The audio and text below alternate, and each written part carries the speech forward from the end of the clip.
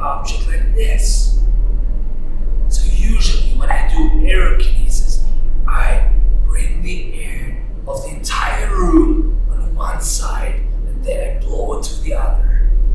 But today we're gonna focus on a little, very small area inside of this little cup and try to move the air around that.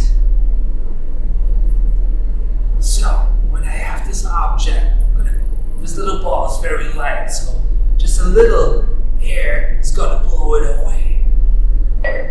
But as you can see, I can't bring air from the outside to the inside. Not possible. See, it doesn't work. So that way, I can focus on the inside of this object and on the air inside here. So I do that by breathing, like I said. You breathe in 100% in and 50% out. Through the nose in and through the mouth out. Okay, that way I build the connection to the air. But now I try to isolate the air in here. So I try to ignore the air around me. So I focus on the air inside of here. And then I try to blow it back and forth. Okay, so when we have this object here, I go a little back.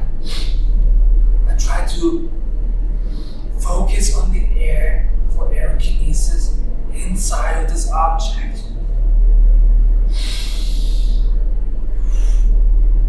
And when I feel the connection, the love to the air, because I'm being grateful for air, because air is what gives me life and energy. I focus on the air, on the love inside of this glass.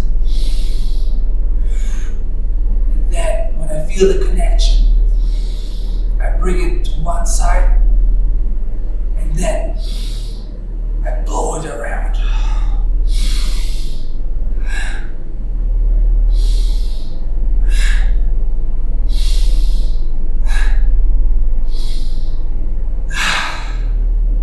Exactly. This is how it goes.